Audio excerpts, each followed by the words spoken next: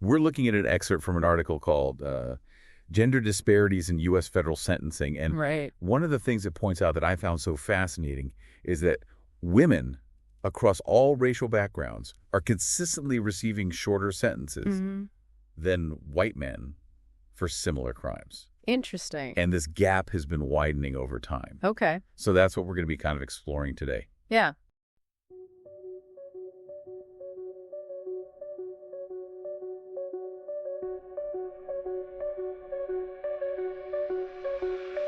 Data on the screen, numbers come alive. Male, female flows where the patterns thrive.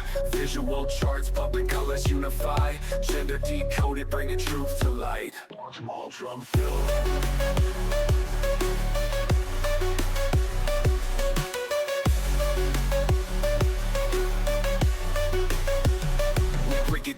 We break it down, real talk. Trends unveiling, facts from every block. Here's your insight, watch the data glide. Gender decoded, let the beats collide.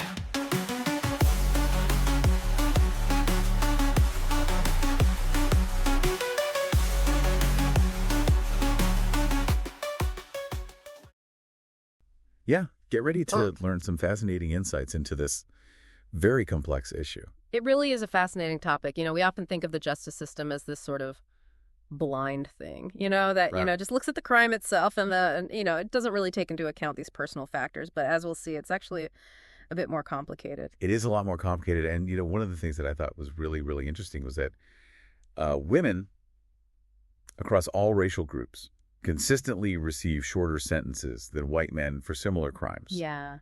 And these are not small differences we're talking about here. Like we're talking, significant differences in sentence length. Yes. And there's a bar chart from 538, and they use data from the U.S. Sentencing Commission. Right. And it shows a widening gap over time, and this is from 2000 to 2016. Okay. And, just to give you one example, the reduction in sentence length for Hispanic women compared to white men jumped from 15% to 28%. That's huge. Yeah. Wow. And similar increases were seen for white, black, and other races of women.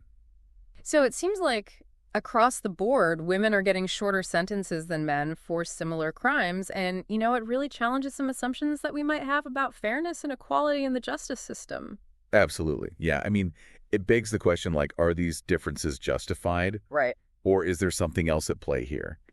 And I know that we have the U.S. Sentencing Commission and there's federal sentencing guidelines that are supposed to ensure uniformity and try to reduce these disparities in sentencing. So you would think that that would level the playing field. You would think so, right? Yeah. I mean, that's the whole point of guidelines, and actually some people argue that the guidelines are contributing to the disparities. Really? Yeah, especially for women, because they don't really consider all the different circumstances that people face in their lives. I see. It's like trying to fit a square peg into a round hole sometimes. Right. Yeah. So you're saying that they're trying to fit everyone in the same box. Yeah, exactly. When their situations are all very different. Right. And to complicate matters even further, the Supreme Court actually made the sentencing guidelines advisory rather than mandatory back in 2005. So that gave judges more discretion in deciding on sentences. Okay. So we have guidelines that are trying to create uniformity, but they don't really take into account individual circumstances. And then on top of that, we add in this layer of judicial discretion. Yeah. I mean, it's no wonder that we are seeing these disparities. Yeah, it's a really complex system. So can you give me some examples of how the guidelines maybe fall short when it comes to women's experiences? Sure, yeah. So the article talks about this case of Andrea James, who was convicted of mortgage fraud back in 2009. Okay. And she received a much shorter sentence than what the guidelines recommended. Wow. Like less than half. And one of the things that the judge considered was that she was a mother to a young child. Interesting. Okay, so her personal circumstances played a role in the sentencing. And specifically, the judge used his discretion to deviate from the guidelines. Right, exactly.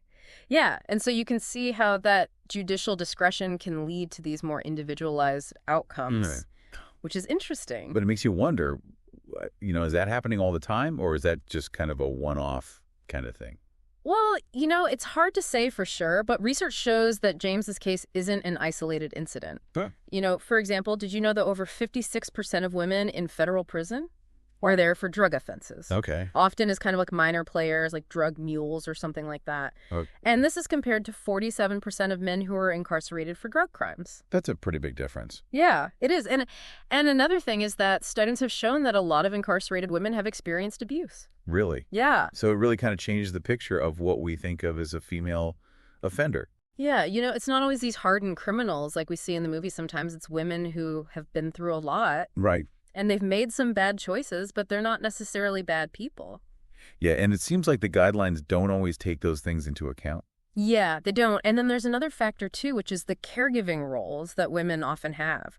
Right. So back in 2004, research showed that 80% of incarcerated mothers were living with their children before they went to prison, compared to 50% of fathers. That's a big difference. Yeah, and the guidelines say that family ties are not ordinarily relevant in sentencing, but judges often recognize that it's really hard to separate mothers from their kids. Especially when they're young. Yeah, exactly. So it seems like the system is kind of overlooking this huge part of many women's lives, like the fact that they're often the primary caregivers for their families. Yeah, I think that's a really good point.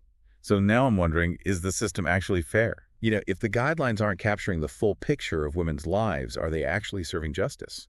That's a really important question, and it's one that we need to grapple with. Yeah. We've been talking about what the article calls the female perspective, right? Which is like the unique challenges and circumstances that women face. Okay. But what about the other side of the coin, like the male perspective? Right, yeah. What about men? Are they being penalized because of this leniency toward women? Right. It almost seems like they might be getting the short end of the stick. Yeah, and it's important to acknowledge those perspectives, too. Oh. The article presents data that suggests that when you factor in things like plea deals, okay, men actually end up with sentences that are 63% longer than women for similar crimes. 63%? That's a lot. It is. So how do we reconcile that with all of this, these unique circumstances that women face? Is it possible that, both sides are true? It's definitely complex. While women report higher rates of sexual abuse, studies have shown that rates of childhood physical abuse are actually similar among male and female state prisoners. Huh. So it's not like one gender is experiencing more hardship than the other. Right. But it seems like the system isn't applying that lens equally. So maybe it's not being taken into consideration as much for men? Yeah, possibly. Interesting. And, also, I was just thinking about this. Yeah. The guidelines don't differentiate between first-time offenders and people who have, a long history of criminal activity. That's true. Yeah. So, someone who made one mistake could be treated the same as someone with a long rap sheet. Right, which seems kind of crazy. Yeah, it does raise questions about fairness. Yeah, wouldn't it make sense to consider that a first-time male offender, especially, if there were mitigating circumstances, right, would maybe deserve the same type of leniency that is sometimes given to women? Yeah, that's a really good point. So it sounds like it's not about punishing women more, but it's about ensuring that similar situations are treated similarly, regardless of gender. The goal should be to have a balanced system. Yes. That takes into account the individual's context while still striving for fairness, across the board. I completely agree. And this leads us to a broader discussion about, the societal implications of this disparity. Right. How does this issue impact families and communities? Right. How does it affect our very understanding of justness? Yeah, what does it even mean to have a just system? Exactly. Yeah, it feels like we're really grappling with this tension, between equality and equity. Yeah, definitely. On the one hand, you want to treat everybody the same. Right. But on the other hand, if you ignore the real differences in people's lives, yeah, it's not really fair. Yeah, that's a really good point. And, this is especially important when we think about the impact of sentencing on families and communities. Yeah, right. One of the things that's really concerning is the impact of maternal incarceration on children. Right, what happens to the kids when the mom goes to jail? Yeah, exactly. Though studies show that kids with incarcerated mothers are more likely to end up in the criminal justice system themselves. Oh, wow. So it creates this, cycle. Yeah, a cycle of disadvantage that's hard to break. It's kind of heartbreaking when you think about it. Yeah, it is. And it really shows, that we need a system that's a little bit more thoughtful. Yeah, I agree. A system that actually takes into account the well-being of these families and communities. And, we also can't ignore the potential for bias in the system itself. Right. Some people argue that the guidelines are kind of rigid. Okay. And they harm marginalized groups like women and people of color because they don't take into account things like poverty and lack of resources. That's a really good point. So it's like the guidelines are setting people up to fail in a way? Yeah, potentially. And then you add on top of that the judicial discretion, and it seems like you're adding more fuel to the fire. Yeah, I mean, it's a double-edged sword, right? Like, on the one hand, you have these guidelines that might not be fair, and then you have judges who might be biased. Even if it's unconsciously. Exactly. And that can really impact the outcome of a case. And also, there's this really interesting fact that I came across in the article. Yeah, what's that? Women in federal prison actually have lower recidivism rates than men. Oh, wow. So they're less likely to reoffend? Yeah. That's really interesting. So what does that tell us? I mean, well, it kind of suggests that maybe those shorter sentences for women are actually more effective in terms of public safety. If they're less likely to commit another crime, then maybe a shorter sentence is better for everyone. It makes you wonder if we should be focusing more on rehabilitation and less on punishment. Absolutely. But let's take a step back for a second. Okay. Let's try to unpack, the reasons behind these disparities, between men and women. Yeah. Okay. What are the key factors that are driving these differences in sentencing? Well, it's a bunch of different things, really. But one of the big ones is that women often play less significant roles in criminal activity. Right. Remember that statistic about drug offenses? Yeah. Over half of the women in federal prison are there for drugs. Okay. But a lot of them are just low-level participants, like drug mules. Okay. They're not the kingpins. Right. So they get caught up in the system, but they're not necessarily calling the shots. Exactly. And yet the guidelines often treat them like they are. Which doesn't seem very fair. No, it doesn't. And so judges might give them shorter sentences to try to make up for that. That makes sense. And then there's the issue of trauma and coercion. Right. We talked about that a little bit earlier. Yeah, a lot of female offenders have experienced abuse, but the guidelines don't really account for that. So basically we're punishing women for, maybe reacting to situations that were beyond their control. Yeah, it's like the system isn't really designed to deal with those complexities. And then we also can't forget about the caregiving responsibilities. Right, exactly. That many women have. Yeah, the guidelines say family ties aren't relevant. Right. But in reality, judges know that sending a mom to prison can have a huge impact on her kids. And her family as a whole. Absolutely. So it's like the system isn't really reflecting the realities of people's lives. Yeah, that's a good way to put it. And then finally, there's the whole issue of judicial discretion. Right. It's been increasing since 2005. Yeah, ever since the Supreme Court made the guidelines advisory. Right. It seems like the gap in sentencing between men and women has been growing. So it's kind of like a perfect storm. Yeah. The guidelines themselves might be part of the problem. Yeah. But then the discretion that judges have is making the problem even worse. Exactly. And it's led to this system where judges have a lot of leeway to consider different factors. Okay. And those factors tend to benefit women more than men. It's complicated. Yeah, it is. So where do we go from here? Right. How do we fix this? Well, the article ends with this call for reform. Yeah. It says, we need a system that recognizes the full humanity of the individual. I like that. Yeah, it's a nice way to put it.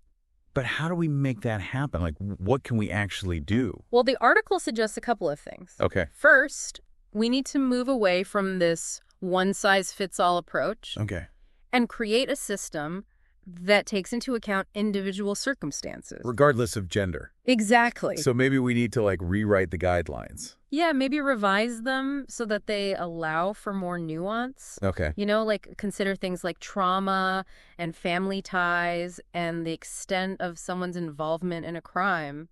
So instead of just looking at the crime itself, you're saying we need to look at the circumstances. Exactly. Yeah. Why did this person commit this crime? What was going on in their lives? To lead them to that point. Yeah. And the second thing the article suggests is that we need to address the potential for bias in judicial decision-making. Right. That unconscious bias. Yeah, exactly. And that might involve training for judges and making the sentencing process more transparent. So that everyone can see what's going on. So it sounds like we need to tackle this problem from a lot of different angles. Yeah, it's a multi-pronged approach.